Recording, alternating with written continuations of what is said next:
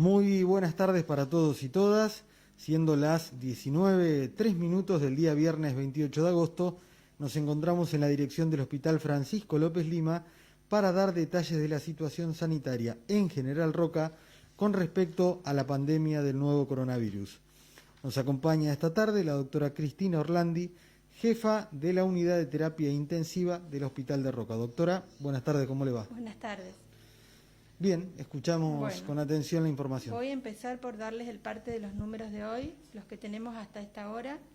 El número de casos nuevos positivos en General Roca fue de 56. Las camas libres en UTI en este momento son 2, pero una de ellas va a ser asignada en las próximas horas a un paciente de Ingeniero Huergo que está viniendo o que vamos a recibir. Tuvimos tenemos en total aproximadamente 1.600 pacientes aislados o personas positivas aisladas con su núcleo familiar o de contactos estrechos. Los demás números todavía de los llamados a esta hora no los tenemos. Bien, doctora, pasamos a las preguntas de los medios de comunicación. Esta es una pregunta que han hecho los medios en el transcurso de la semana y que tiene que ver con la situación de colapso del sistema sanitario. Y ante esa situación, en caso de haber dos pacientes esperando para un mismo respirador, nos consultan a quién se le coloca ese respirador, quién tiene prioridad.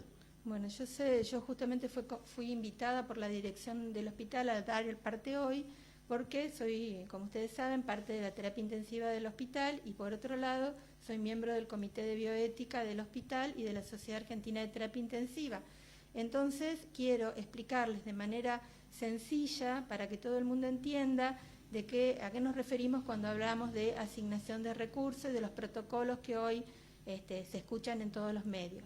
Para lo cual me he apuntado para no olvidarme nada y explicarles de manera clara, lo más clara posible, de qué estamos hablando.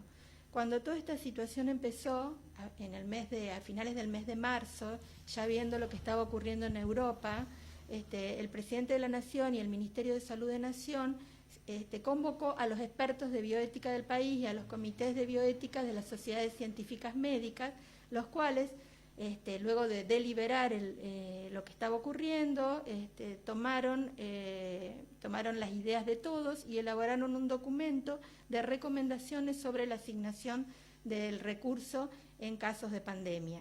Al mismo tiempo, acá en Río Negro se generó una red de comités de bioéticas, pero que tienen sede en cada ciudad o en cada institución, para trabajar en red junto con los servicios de cuidados paliativos y elaborar sus propios protocolos adecuados a la realidad de cada ciudad y dar apoyo al personal médico de los hospitales y en especial a las unidades de terapia intensiva donde se tiene que hacer este triage cuando no alcanza el recurso.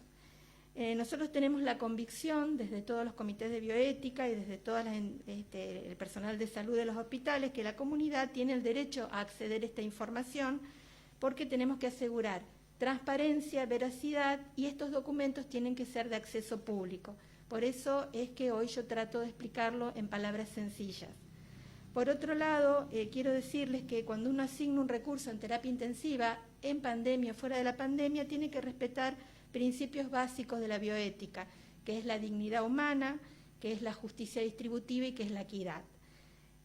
Normalmente, fuera del contexto de pandemia, en la terapia intensiva normalmente tenemos que asignar este recurso porque en muchas circunstancias hay más pacientes que camas. Eso es habitual en el transcurso del año. Cuando hacemos esa asignación del recurso tenemos presente tres cosas: que la situación sea transitoria, reversible y que el cuidado que le vamos a dar sea proporcional para que el beneficio sea mayor que el riesgo o el sufrimiento que le ocasionamos a ese paciente. Esos principios siempre están presentes, más allá de la situación de pandemia. Ahora en pandemia esto se sobredimensiona porque esto es un desastre sanitario y desastre sanitario es cuando la capacidad de respuesta es menor a la demanda por la cantidad de casos que ocurren. A eso se le llama catástrofe o desastre sanitario. En estos casos, esta decisión que ocurre se hace mucho más, más cotidiana. Y entonces, ¿qué vamos a hacer en estos casos? Nosotros primero los médicos, especialmente los médicos de terapia intensiva, no pueden tomar esta decisión en soledad. Nadie puede decidir individualmente. Tiene que haber por lo menos 3 médicos en la decisión. De preferencia no tiene que ser el médico que asista al paciente. En nuestra realidad acordamos que la decisión la vamos a tomar en conjunto, el médico que esté en terapia intensiva me puede consultar a mí como jefe, el médico que esté de guardia en clínica médica y el médico que esté en emergencias. Aparte de eso, de esos 3 o 4 médicos decidiendo, tenemos por atrás el apoyo del Comité de Bioética del hospital, incluso la red de comités de bioética y los servicios de cuidados paliativos de la provincia, que son órganos a los que podemos consultar. Por otro lado, estas decisiones se van a tomar en la urgencia. A diferencia de lo normal, que ustedes han escuchado mucho hablar del consentimiento informado, acá se llama decisión informada, porque frente a esta situación la decisión es responsabilidad del médico y lo que va a hacer es informar al paciente y a su familia. Ya no va a ser un consentimiento, sino una decisión informada. Por otro lado, todo este proceso de toma de decisiones tiene que quedar asentado en la historia clínica, de manera tal que sea algo transparente y que se pueda auditar, revisar, evitando que pueda haber errores o desvíos. De esa manera, los pacientes tienen que ser clasificados en prioridades. Hay 4 prioridades de ingreso, del máximo al mínimo. Ahora, ¿qué se toma en cuenta para estas prioridades, ¿no? Para asignar las prioridades y esta clasificación? Primero, quiero decirles que hay una discriminación positiva. Les voy a contar quiénes tienen la primera prioridad para entrar. Ellos son los niños, los adolescentes, las embarazadas y el personal de salud. Tienen la primera prioridad. No hay discriminación negativa, o sea que no puede existir que se deje de lado a los mayores por la edad. La edad no es un motivo de discriminación negativa. Y les voy a explicar después cómo juega la edad en el proceso de toma de decisiones. Entonces, ¿qué vamos a tener en cuenta? Como yo les digo, no va a ser solo la edad, va a ser la gravedad de la neumonía por COVID. La neumonía por COVID, como otras patologías que llevan a una persona a un estado grave, tienen scores pronósticos.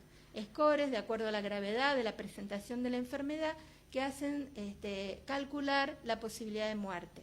O sea que ese score pronóstico se tiene en cuenta.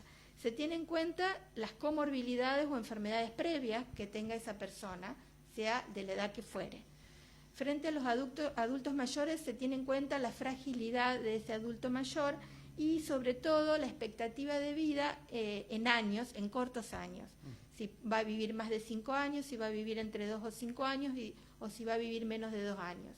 Con esos parámetros algo objetivos se asignan las prioridades. Lo que siempre tenemos que pensar es que la idea es salvar la mayor cantidad de vidas y que la persona que acceda a terapia intensiva tenga posibilidad de recuperación, de salir con vida y con la mejor calidad de vida posible, que es siempre la misión de una terapia intensiva. Ahora, en caso de que haya 2 personas con las mismas posibilidades, lo que indican los protocolos... 2 personas de la misma edad, por ejemplo. De la misma edad, con los mismos scores, con los mismos antecedentes, que tengan, que clasifiquen igual, en ese caso va a ser por azar o lotería. No va a ser el primero que llegue o ningún tipo de cosa que deje de lado los principios de justicia y de equidad. Eso es poco frecuente que nos vaya a ocurrir, pero si ocurriera, es el azar el que decide la asignación. ¿Un sorteo? Sí, un sorteo. Ahora, los pacientes que no puedan acceder a la terapia intensiva, ya sea porque no está el recurso o porque tampoco creeríamos en ese momento que fuesen recuperables, por ejemplo, un adulto muy mayor, frágil, con poca expectativa de vida porque es el final de su vida natural o porque tiene una enfermedad de algún tipo. En ese caso no se lo va a abandonar, y eso quiero ser clara por todos los audios que circularon, que son muy maliciosos y muy dolorosos. Nadie va a abandonar a nadie. Nosotros vamos a darle cuidados en una cama del hospital, cuidados conservadores, no invasivos, le vamos a dar la oxigenoterapia que corresponda, le vamos a dar los cuidados que otorga enfermería que corresponda, y si es el final de la vida, le vamos a asegurar una muerte digna, una muerte humanizada y acompañada, adhiriendo a lo que recomienda Nación y por otro lado a lo que hacemos desde nuestra unidad de terapia intensiva y desde los servicios de cuidados paliativos de la provincia desde mucho tiempo, adherir a la muerte digna y a la muerte humanizada. O sea que de ninguna manera se va a enviar la gente desprotegida y descuidada a su domicilio. La idea es que todos tengan la mejor calidad de cuidados que se les puedan brindar. Hoy nosotros cumplimos 160 días trabajando ininterrumpidamente y vemos con mucha angustia y desesperanza la cantidad de contagios que hay diarios. Queremos explicarle a la comunidad que estamos dando lo máximo y lo mejor, que hemos duplicado no solo las camas de terapia intensiva con el mismo cantidad de personal médico y la misma cantidad de kinesiólogos y con nuestros enfermeros asistidos por una segunda línea de enfermeros no preparados para cuidados críticos, lo que significa un gran esfuerzo para ellos. Todo esto lo hacemos no solamente en la terapia intensiva, sino también hemos duplicado prácticamente las camas de sala general haciendo un gran esfuerzo. Estamos muy cansados y estamos muy desesperanzados de ver que la gente no se cuida. O sea que el mensaje es que el recurso, por supuesto, va a ser insuficiente si los contagios siguen en aumento y si la cantidad de pacientes graves supera nuestra capacidad de ingreso a las terapias intensivas. Entonces acá yo apelo a la solidaridad, a la empatía de la gente, al autocuidado y también al cuidado del otro, para que podamos salir de esta situación lo antes posible. Tenemos otras preguntas, doctora. Nos consultan, ¿qué son los cascos Helmet? Trascendió que el Ministerio de Salud compró alrededor de 100 de estos cascos. Bueno, como yo les comentaba, a los pacientes que no pueden ingresar a terapia intensiva les vamos a dar la oxigenoterapia que requiera esta enfermedad, que es una neumonía que da mucha hipoxia. Dentro de las posibilidades de tratamientos no invasivos para estas situaciones están las cánulas de alto flujo, que bueno, ya habrán escuchado hablar, que de las cuales tenemos 6 dispositivos en el hospital, y por otro lado hay unos cascos o helmet que dan oxígeno a una presión positiva, lo que hace que sea un suministro de oxígeno mayor y a una presión mayor que normalmente las máscaras de oxígeno que utilizamos. Eso es una posibilidad de que el paciente en la sala general tenga ese dispositivo y evolucione bien con ese dispositivo, o sea un rescate a través de ese dispositivo de la situación de gravedad para darnos tiempo de conseguir una cama de terapia intensiva. Entonces esos 100 dispositivos se usan desde hace mucho tiempo en el distrés, sobre todo en la escuela italiana del norte de Italia.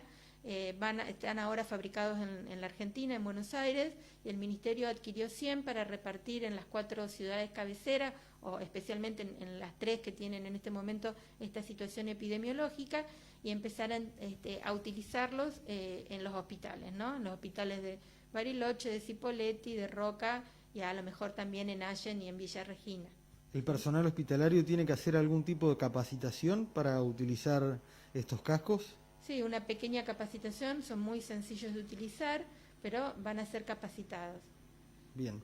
Doctora, le dejamos los últimos minutos para algún consejo. Usted y los médicos de terapia son los que están más cerca de los pacientes con cuidados críticos, así que la escuchamos con atención. Yo les digo nuevamente, cada uno de estos 160 días vinimos a trabajar tratando de dar lo máximo de nosotros, arriesgándonos y sobre todo arriesgando a nuestras familias. Así que les pedimos a ustedes que hagan algo por nosotros, que se cuiden, que le digan no a las reuniones y que le digan sí a la vida, que puedan salir a trabajar.